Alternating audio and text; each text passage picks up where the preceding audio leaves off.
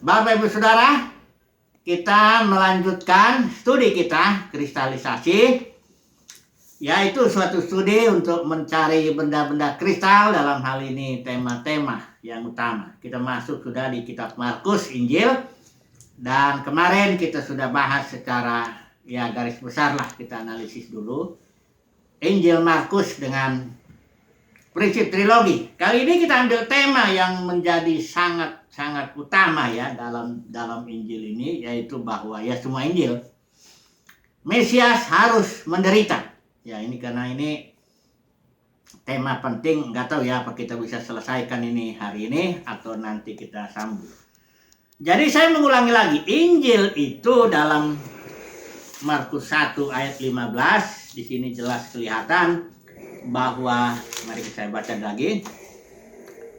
Katanya waktunya telah genap, kerajaan Allah di sini dibilang ya, sudah dekat, bertobatlah dan percayalah kepada Injil. Jadi di Injil-Injil lain dikatakan bertobatlah sebab kerajaan sorga sudah dekat. Jadi kerajaan Elohim, kerajaan sorga, dan Mesias ini sebagai raja itu sama itu.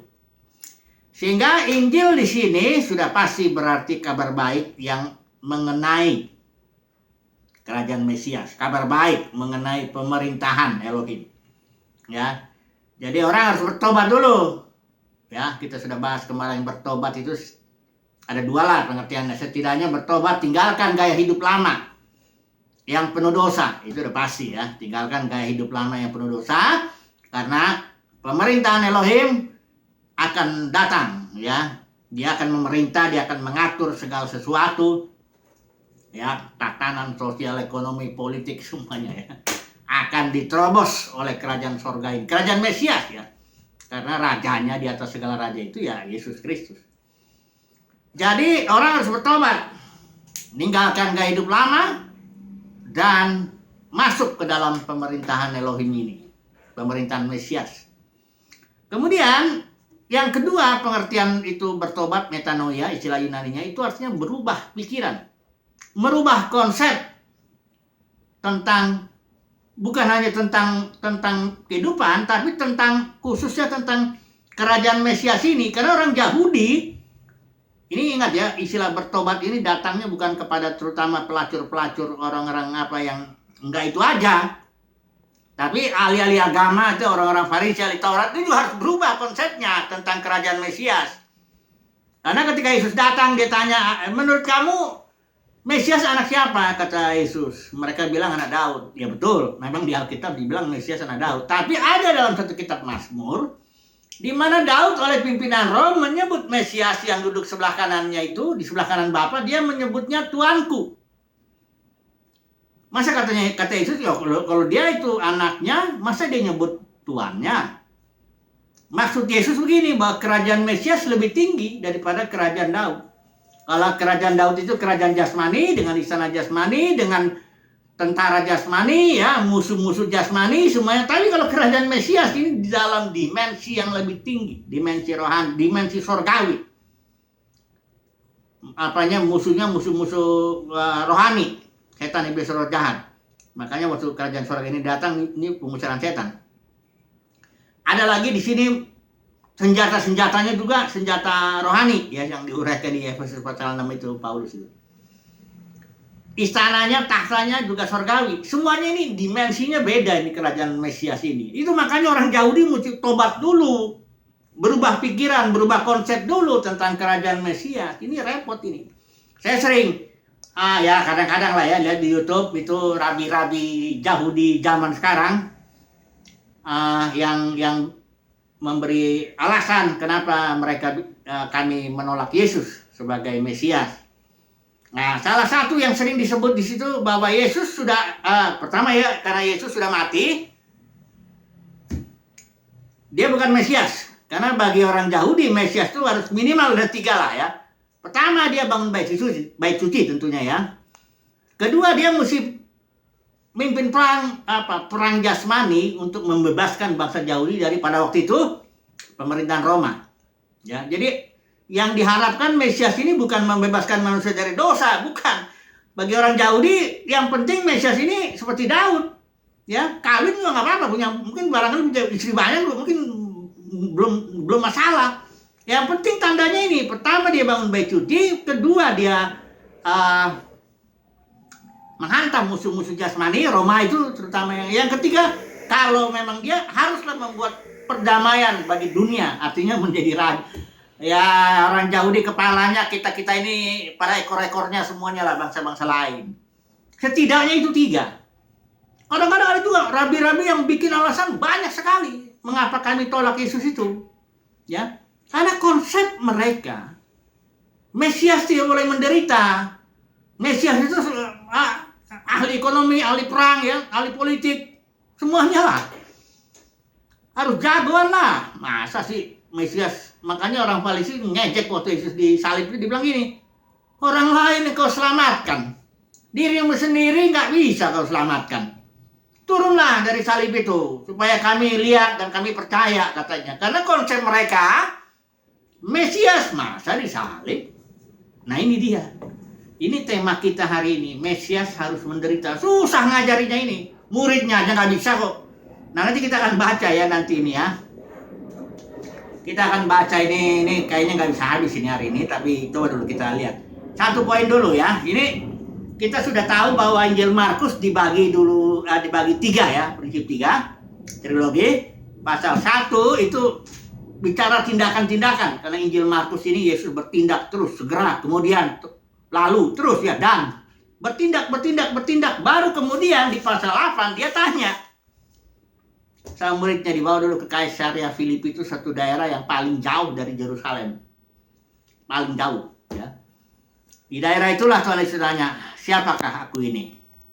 Ada yang bilang Yohanes Pembaptis, ada juga yang bilang Elia, ada juga yang bilang seorang dari para nabi. Lalu kata Yesus, menurut kamu siapa aku? Langsung Petrus mendapat wahyuan nih, dia bilang engkau adalah Mesias ya. Di sini kalau di bagian lain Yesus bilang, berbahagialah engkau Simon, karena bukan manusia yang menyatakan itu ya, tapi Bapa di sorga itu. Nah, oke. Kemudian setelah tahu bahwa Yesus adalah Mesias ya, kemudian masuklah di pasal 8 ayat 31. Kemudian di sini kalimatnya ya, saya pakai Elia. Mulailah Yesus mengajarkan kepada mereka bahwa anak manusia harus menanggung banyak penderitaan dan ditolak oleh tua-tua, imam-imam kepala, dan ahli-ahli Taurat, lalu dibunuh dan bangkit sesudah 3 hari. Ini kalimat ini sangat mengejutkan ya bagi para murid. Karena para murid mau tidak mau dia kan diajar oleh ahli Taurat, orang Farisi juga, yang menyatakan bahwa Mesias itu adalah pahlawan, pemimpin perang, ahli ekonomi, politik dan sebagainya lah ya. Pokoknya seperti Daud lah, menang perang kemana-mana ya. Menegakkan Israel, negara jasmani itu menjadi suatu negara yang bahkan menjadi kepala lah ya, bangsa-bangsa lain jadi ekor.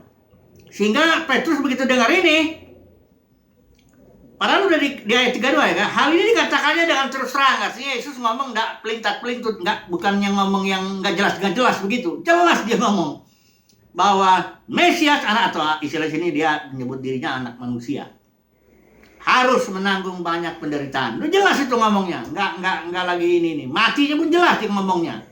Dibunuh, bangkit, itu jelas ya. Terus terang. Tetapi Petrus menarik Yesus ke samping dan menegur dia. Bayangkanlah itu, saudaraku. Ini Petrus ini konsepnya nih mirip lah dengan ahli Taurat, orang Farisi ini. Sampai dia istilahnya ya orang guru sedang ngomong karena dia punya konsep nggak begitu. Makanya Petrus bilang begini. Tetapi Petrus menarik Yesus ke samping dan menegur dia.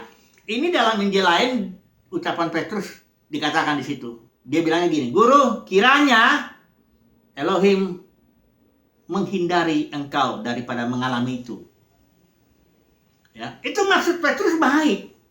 Karena sesuai konsepnya bahwa Mesias itu raja Yahudi, harus menang perang.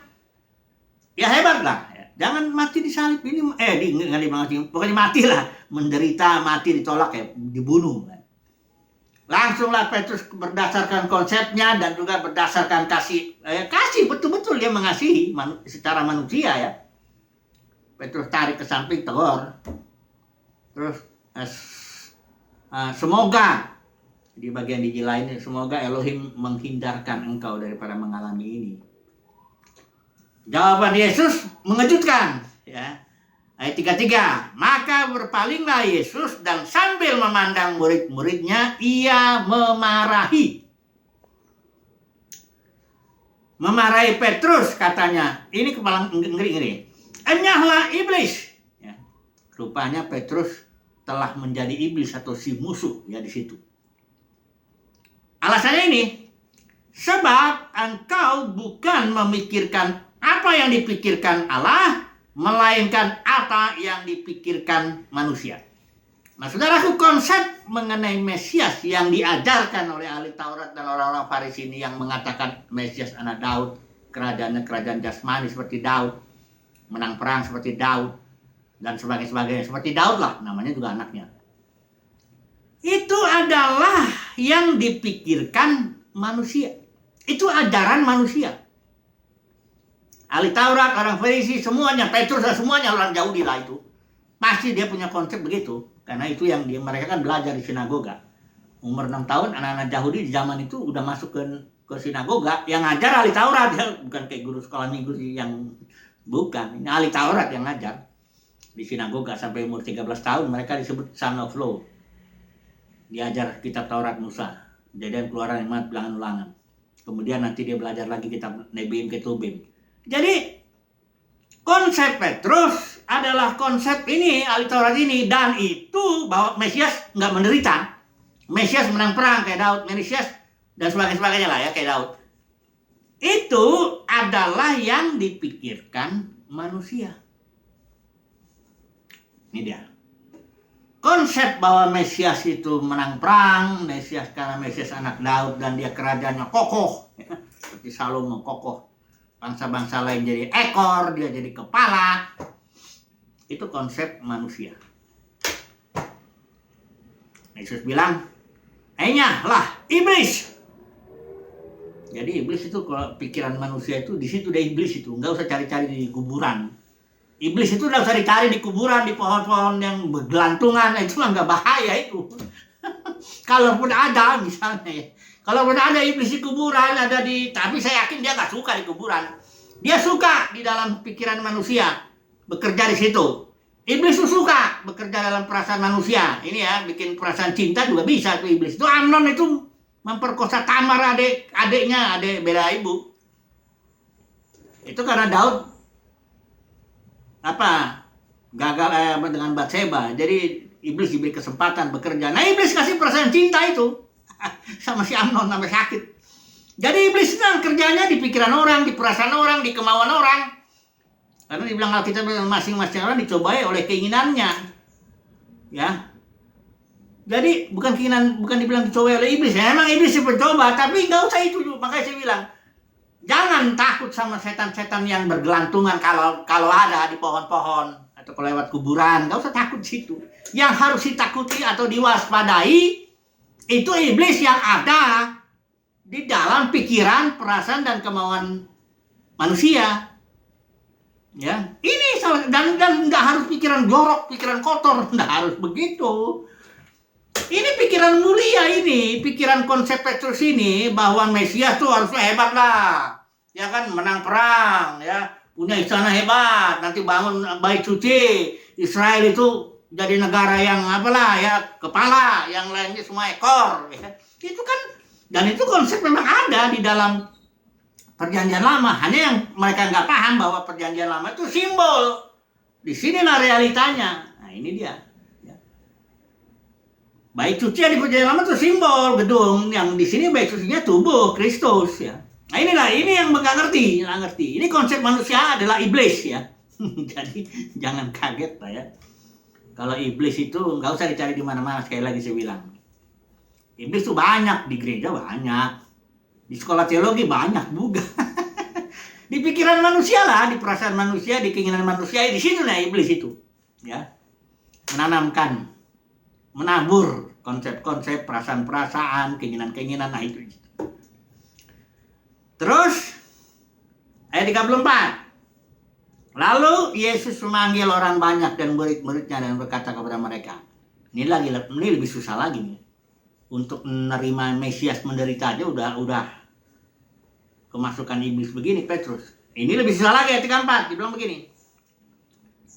Yesus memanggil orang banyak murid-muridnya dan berkata kepada mereka, setiap orang yang mau mengikut aku, ini perhatikan ya, setiap orang yang mau mengikut ya, belum mengikut itu, sudah tahu toh, bukan kita di depan, mengikut itu berarti kita di belakang, ikutin dia, apa yang gurunya alami, biasanya bukan biasanya. Memang apa yang dialami guru-gurunya juga dialami muridnya, karena Yesus bilang begini, seorang guru, seorang murid, tidaklah lebih dari gurunya. Kalau gurunya dihormati oleh dunia keagamaan ya dalam hal ini Sanhedrin di sini, yang muridnya juga dihormati karena Yesus bilang itu di malam terakhir itu sama di Injil Yohanes. Kalau mereka membenci aku, ya mereka juga akan membenci kamu. Ya dunia keagamaan di situ ya, Yohanes pasal 15 itu. Jadi setiap orang katanya di sini yang mau mengikut aku, ia harus, perhatikan ini, menyangkal dirinya, satu, memikul salibnya, kedua, dan mengikut aku. Saya udah bilang jelas ya, menyangkal diri atau memikul salib itu bukan pengertian jasmania. Kita harus ngerti dulu maksud Yesus itu memikul salib itu apa sih yang dilakukannya itu. Prinsip apa yang terjadi di situ. Orang harus ngerti di Taman Getsemani. Ini jelas dari doa Tuhan Yesus itu ketahuan jelas. Apa sih prinsip salib itu? Yang mana kita harus melakukannya juga. Karena di sini harus dibilang memikul salibnya. Menyangkal diri. Di sini udah ketahuan dari sini menyangkal diri udah ketahuan. Nah di Taman Getsemani Yesus sering mengatakan. Itu Yesus berdoa 3 kali bergumul. Antara cawan penderitaan dan kehendak Bapa. Ini ada 2 nih. Pilihan. Ya. Yesus bilang, karena dia juga manusia normal, tidak ada seorang pun yang mau menderita, termasuk Yesus. Itu sebabnya dia bilang, Bapa, sekiranya mungkin, biarlah cawan ini lalu daripada aku. Artinya aku tidak usah minum cawan penderitaan ini. Cawan ini simbol penderitaan ya, simbol pemikulan salib itu, penderitaan itu. Tapi, nah ini tambahannya. Tapi jangan kehendakku, melainkan kehendakmu. Ini dia prinsip penyangkalan dirinya ini kelihatan. Nyangkal diri itu artinya menyangkal keinginan, menyangkal kehendak diri, dan memilih dengan aktif kehendak Bapa. Itu artinya prinsip salib. Setiap orang harus menjalani ini. Setiap anak Tuhan yang mau mengikut Yesus ya. Jangan salah. Setiap orang yang mau ngikut Yesus, dia mesti menjalani prinsip penyangkalan diri begini. Karena apa? Kita ini dicobai oleh pertama keinginan daging. Ada lagi nanti dunia keagamaan. Saya mau nanti tuh saya jelasin itu tentang koinonia dalam penderitaan atau fellowship dalam penderitaan Yesus yang Paulus katakan di kitab Filipi itu. Udah pernah sih saya ngomong. Jadi setiap orang itu dicobai keinginan daging ya. Oleh keinginan mata ya, keangkuhan hidup ya. Iblis juga mencobai. Bahkan dunia keagamaan juga nanti kita lihat itu juga.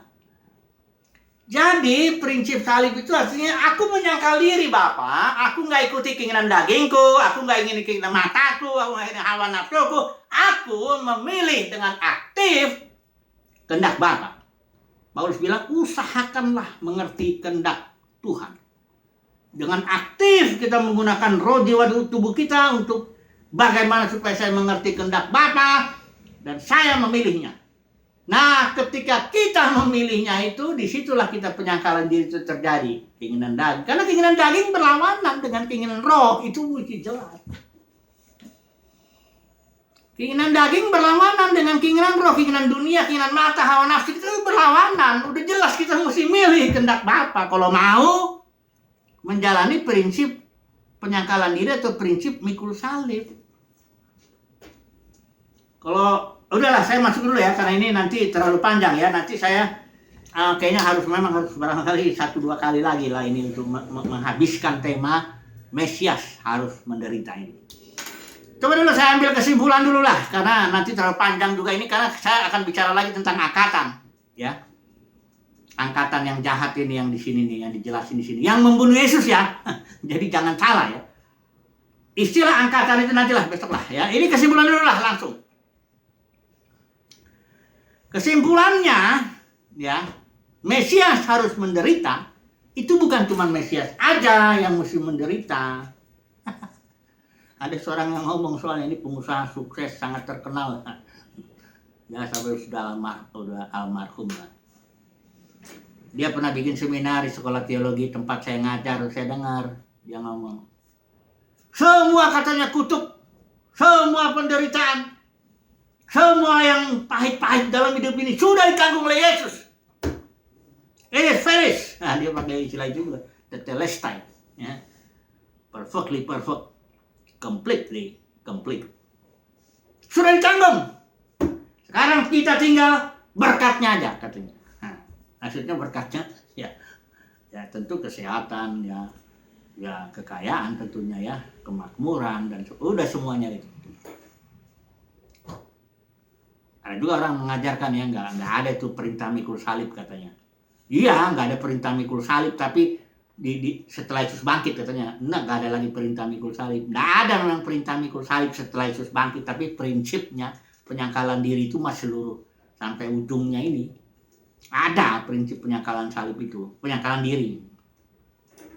Jadi si pengusaha ini bilang lah, semua sudah ditanggung Yesus, kita nggak perlu lagi. Saya nggak dengarnya, ya itu sebenarnya bukan omongan dia, itu wakil, dia berbicara itu wakil daripada pada umumnya dunia kekristenan yang saat ini. Dunia kekristenan saat ini dong ngomongnya begitu, mirip lah, walaupun beda-beda sedikit lah, beda-beda tipis lah, ya. Apalagi ajaran sukses itu prosperity teaching ya, yang itu orang-orang karismatik itu umumnya tuh, yang doyan begituan, ya, yang doyan berkat jasmani itu, ya bukan berarti kita nggak butuh makan minum, loh gila apa? Kita juga bilang cari dulu kerajaan sorga, kerajaan Mesias ini, nanti yang lain juga ditambahin. Kalau itu soal itu nggak usah diomongin lah. Tapi ini orang-orang yang dunia kekristenan pada umumnya ya, walaupun gayanya beda lah ya, teologinya begini beda. Tapi intinya tuh begini, kalau ikut Tuhan tuh mestinya sukses gitu loh, makmur. Engkau nggak boleh banyak masalah. Kalau nanti ketahuan kau punya banyak masalah, banyak lagi konflik rumah tangga, itu namanya ada sesuatu yang nggak beres. Jangan-jangan kau nggak bayar perpuluhan. Nah ini lebih konyol lagi nih, ajarannya lebih konyol. Kalau lebih konyol lagi, memang dasar pendeta mata duitan. Apa-apa khotbah udah ujung-ujungnya duit. Ini orang yang ngomong gini nih, bilang gini. Kalau tanda bukti orang diberkati itu, tanda bukti orang mengikut Tuhan itu, ya mestinya begitulah, badannya sehat lah, dan ya boleh lah sakit sedikit lah, kali masuk angin boleh lah. Ya jangan banyak masalah. Kalau banyak masalah gimana sih? Apa itu ikut Tuhan apa enggak? Akan gitu. Enggak ada dibilang ikut Tuhan pikul salib, enggak ada itu. Itu aneh itu. Ya. Kalau ikut Tuhan enggak ya, karena hidup berkelimpahan kan, Yohanes 10:10, walaupun itu salah kutip dia. Itu Zoe itu istilahnya hayat, bukan enggak ada hubungan dengan materi. Tapi nah ya namanya orang udah cinta duit sih. Cinta kekayaan, cinta kemuliaan manusia, cinta dunia. Ya pasti ajarannya begitu. Kalau ikut Yesus mestinya sukses ya. Bahkan ada yang berkat berganda, udah semuanya lah macam-macam. Jadi ajaran Mesias harus menderita, dan engkau juga yang mau mengikuti itu harus prinsip salib itu harus jalan. Inilah kesimpulannya, nanti saya sambung lah. Karena ini pelajaran yang paling sulit. Jadi Yesus sampai 3 kali ngomong sama muridnya, nggak ngerti juga. Nggak ngerti juga muridnya. Tidak ngerti juga. Nah ini saya bicara begini yang saya yakin hanya umat pilihan Tuhan yang ngerti. Yang punya telinga, itu yang ngerti. Kalau yang nggak ngerti nanti dibilang ini ngeritik orang dia iri hati dan macam-macam. Tapi nggak perlu ya, saya ngomong ini untuk umat pilihan Tuhan, agar umat pilihan Tuhan diteguhkan bahwa kalau dia ditimpa masalah, kalau dia banyak penderitaan, kalau dia ditolak oleh angkatan yang jahat dunia kekristenan saat ini, dia bisa kuat. Karena begitulah sebagaimana guru kita begitu, murid juga begitu. Jangan lupa ya, kita mengikuti orang yang ditolak oleh Yudaisme, dunia keagamaan di zaman itu. Orang yang bukan hanya ditolak, diludahin sampai dibunuh. Nah kalau kita cuma ditolak sedikit-sedikit aja, diomongin orang, ya biasa lah. Sabar lah ya.